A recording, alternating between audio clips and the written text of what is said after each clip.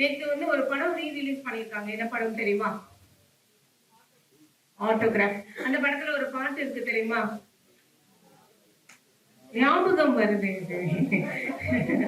Motivation அப்படின்னு போதே அந்த பாட்டு தான் ஞாபகம் வரும் ஒவ்வொரு பூக்களுமே. இந்த பாட்டுல வர வரிகள் எல்லாமே இப்ப வரப்போற மனிதருக்கே சொந்தம் அப்படின்னு கூட சொல்லலாம். அவ்வளோ ஒரு ரெண்டுமே அவ்வளவு பெரிய ஒற்றுமை அப்படின்னு கூட சொல்லலாம்.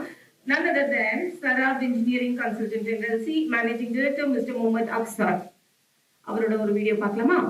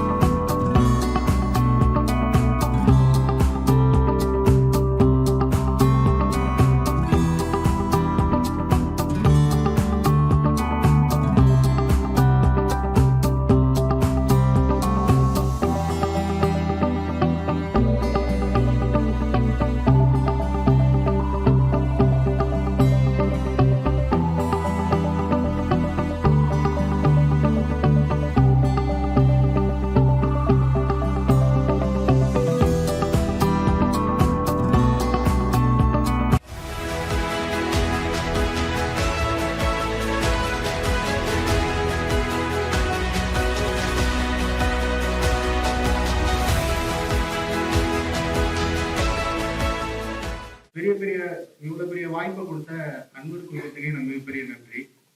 அந்த காலையிலேருந்து சாயங்காலம் வரை இந்த கூட்டம் குறையாம அப்படியே இருக்கிறீங்க. ரொம்ப ஆர்வமா இருக்குது. நல்ல கோச்சும் நமக்கு நல்ல ஒரு ட்ரைனிங் கொடுத்தாங்க. அது போக நான் பார்க்குற ஒரு 5 விஷயம் என்னோட லைஃப்ல எடுத்துக்கிட்டது வந்து உங்களுக்கு எல்லாம் பகிர்ந்துக்கணும்னு நினைக்கிறேன். ஆக்சுவலா என்ன விஷயம்னாக்கா, மிகப்பெரிய ஒரு ஆளுமைகளும் அது போக பிசினஸ்ல ஜெயிச்சவங்களும் என்ன பண்ணுவாங்கன்னா, ஒரு சில விஷயங்களை கண்டினியூவா ஃபாலோ பண்ணிக்கிட்டே இருப்பாங்க. அதுல வந்து முதல் விஷயம் நான் என்னத்தை பாக்குறேன்னா, அவங்க டேபிள்ல வந்து குப்பைகளை சேர்க்க மாட்டாங்க.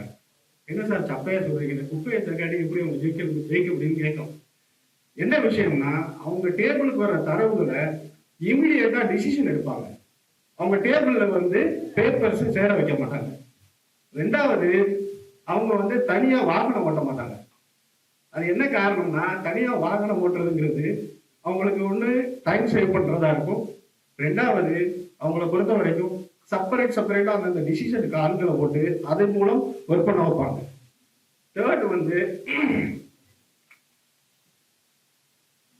எதுக்குமே வந்து அவங்க எதிர்பார்த்து இருக்க மாட்டாங்க. வாய்ப்புகளை அவங்களே உருவாக்குவாங்க. அது மூலம் அவங்க ஜெயிக்கிறதுக்கு ஆசைப்படுவாங்க. இந்த 4th விஷயமா நான் என்ன பாக்குறேன்னா, எந்த ஒரு வாய்ப்பையும் நழுவ விடாம அதுக்கு பின்னாடியே போயிட்டு அதை அட்டாக் பண்ணி ஜெயிக்கிறதுக்கு நிற்பாங்க.